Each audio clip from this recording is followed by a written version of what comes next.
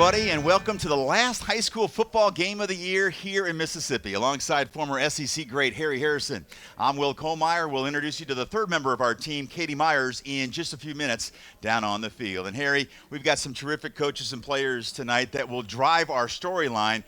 But let's start on offense. And I know you're a defensive guy, but these offenses are dynamite. The only two schools in the Class 5A in the state of Mississippi that scored more than 500 points this year. And that's a ton. Obviously, it starts there with Oxford. They're a run and gun. They like to spread it out. Tied for first on the team with 5 picks. There's Metcalf. And there goes Metcalf. And forget it, folks. D.K. Metcalf has just scored his 21st touchdown of the year. Chargers have to be careful.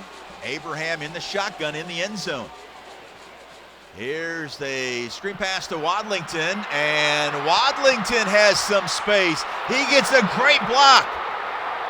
Wadlington trying to go the distance. How about that cut? And Wadlington will dive into the end zone. 98 yards scoring strike. You blink and you miss it. Look what Jordan has done. He's already carried for 157, add 80 yards on receiving. He's got 237 yards of total offense. Stewart up top, into the end zone, touchdown!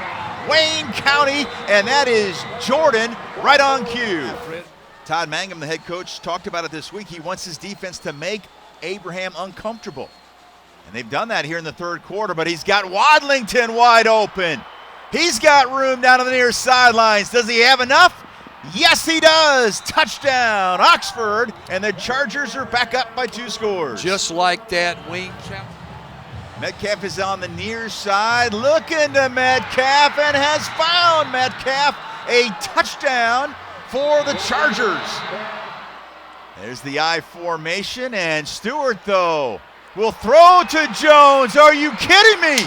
And the big fella scores. Rumbling. And now a bunch formation. Abraham, it's Metcalf. Can he find the end zone on the last play? No, he's shy. A foot shy of the end zone, and Wayne County wins it. Ole Miss is coming off a dramatic come-from-behind win during the midweek. Tonight, the Rebels will need that momentum as they welcome the number 1 ranked Florida Gators to Oxford, and it's coming up next here on the SEC Network. Welcome to Swayze Field here in Oxford, Mississippi, where tonight the SEC Network proudly presents this Friday face-off between the number 1 ranked team in the land, the Florida Gators, and the Ole Miss Rebels. Hello, everyone. So glad to have you on board with us tonight. Always a pleasure to work alongside former Ole Miss All-American and a guy that won a World Series ring with the Arizona Diamondbacks, David DeLucci. I am Will Kollmeyer. David, so many storylines in this one, including the schedule maker. How about Ole Miss starting their SEC slate last week in Baton Rouge against number 1 ranked LSU? Rebels lost 2 of 3. This weekend they return home, and oh, by the way, they're playing the number 1 ranked team in the country, the Florida Gators. Well, that's the SEC. Week in and week out, you're going to have a challenge every time. There's a drive to deep right field. Does Woodman have enough? Yes, he does. And a shower out in right field means a home run for the Ole Miss Rebels, and just like that, Ole Miss has taken a 2-0 lead here in the bottom of the first. Keeps it at 2-0. As we head to the 5th inning, how about this glove work? Didn't panic, and Martin, look at that, little touch. And the Gators get out of the jam. 2 in scoring position, and Knight comes through. 1 run will score, Robinson will score, and Austin Knight delivers a clutch 2-run single up the middle, and the Rebels now lead 4-0. We made Mike Bianco. Let's see what he's going to call. What kind of pitch Christian Trent will throw on this 3-1. Laced into right center field. Woodman giving chase, and he's not going to get it. It's up against the wall, extra bases. And Florida will get on the board as Reed, with that great speed, comes all the way around from first. And Rivera, an RBI double to the right center field wall, and it's 4-1 Ole Miss. Fly ball, deep left field, and for Forget it, folks. Colby Bortles, his second grand slam in less than a week. His third of his career, and it's now 8-0 Rebels. You gotta love it. You got. And Orvis deposits this one way on out of here. His 8th home run of the year.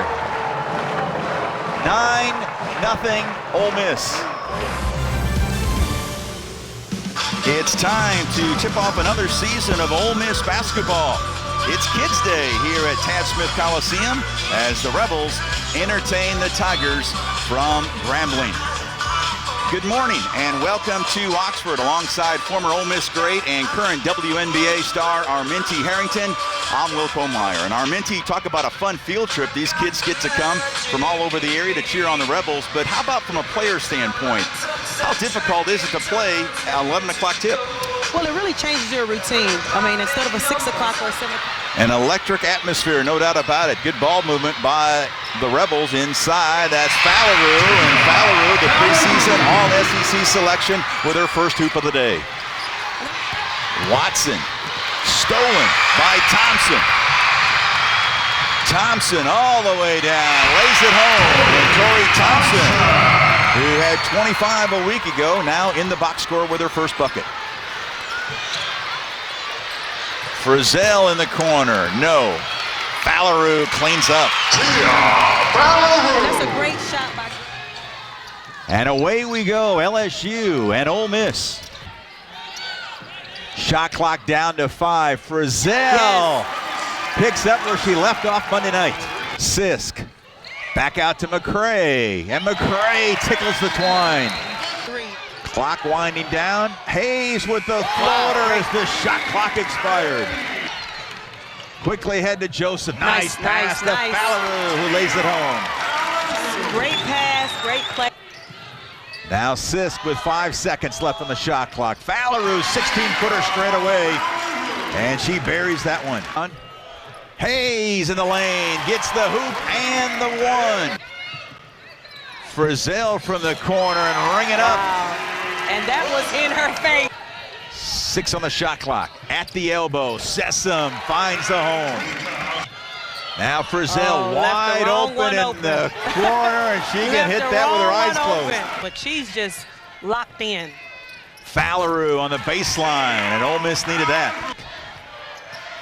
Down the lane, showing that speed and laying it in. Wow. Cray drives the line. Nice pass. Oh, my goodness. The dish to Fallaroo.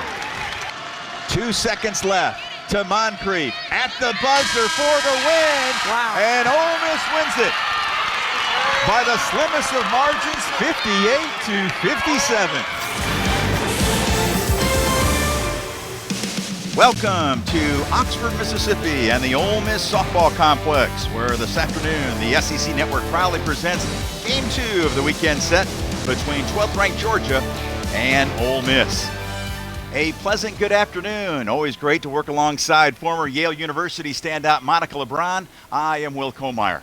All right, Monica, last night Georgia took game 1 8-0, but it was anybody's game going into the 7th inning. Absolutely, Will. And Could not stop it. Let's take a look at some of the highlights from last night as Georgia scored first in the 2nd inning. Nyesha Griffin with an RBI single to score Anna Swafford. And Georgia took a 1-0 lead until the 3rd when Sydney Emanuel, part of those Emanuel sisters, she delivers an RBI single to score Katie Brown. And then last year's first-team All-American Alex Hugo, an RBI double, a blooper down the right field line. That plated Courtney Emanuel, and it was 3-0. Now, Maddie Osias pitching last night, gave up just 2 earned runs through 6. She's got some great defense behind her. A nice stab by Allison Brown at 3rd. But then, as you mentioned, Monica, a large top of the 7th for Georgia. Paige Wilson, a 2-run single. And then Anna Swafford drilled her 12th home run of the year. And Georgia goes on to win 8-0. Chelsea Wilkinson, she was lights out last night. We expect her to be in the circle again here this afternoon. That does not bode well for the Rebels. Osias lifts one into left center, and we're going to be tied as Osias comes through. 2 outs, bottom of the 7th, and that plates Schneider, and the inning is still alive. Strike 3 called. But the Rebels score 5 in the bottom of the 7th to send this one to extra innings. We're knotted at 7 after 7 here on the SEC Network. Bulldogs have 10 players who have started at least one game hitting over 300 this year, and that one is well struck, and it is out of here.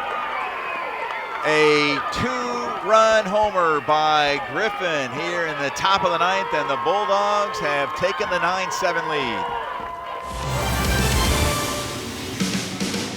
Welcome to the Gillum Sports Center on the campus of the University of Mississippi, where this afternoon the SEC Network proudly presents this conference clash between Texas A&M and Ole Miss, the regular season finale for both of these teams. Good afternoon and welcome to Oxford alongside Lynette Johnson.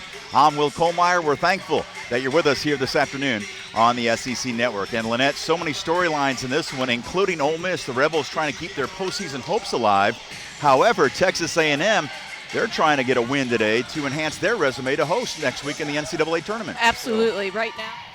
How about playing some college volleyball SEC style as we are underway here in Oxford, and A&M wastes very little time to get the first point of the afternoon. Rebels have. Emily Hardesty with 10 aces on the year, serving for the Aggies. Laporte, nice dig by Nettles. And a little touch by Loack. Edie to Alexander. She went cross-court and she'll get credit for the kill. Yeah, these 15-point fifth sets are sprints, folks. Fisher, Edie, Crow, number 22 and counting for the sophomore from the St. Louis, Missouri area. It was all A&M in fourth set, 25-16, and now it's match point for the visitors from College Station. Crow. Hardesty sends it over. Weathersby to Edie, short set, and Claire completes it. Edie went to both her bread and butters. Crow the first time through, Claire the second time through. And when you get those weapons on the front, it's tough to defend Ole Miss. Blue Devils, oh, look at Isaiah Witherspoon to Gino. The reverse is no good. Gino flies to the floor. Velma Jackson in transition, stolen by Nichols. Here we go! It's Crump to Gino, and everyone in Prentice County that's made the trip down is on its feet. By the way, that one was no good. Missed by Baron Burns. Here comes Velma Jackson. Witherspoon! Counted, and the foul! Wow. Talk about playing above the rim. We got ourselves a highlight reel on that one. Witherspoon says, hey, I know I didn't score in the first quarter, but how about this one? Wow. Not going to be denied.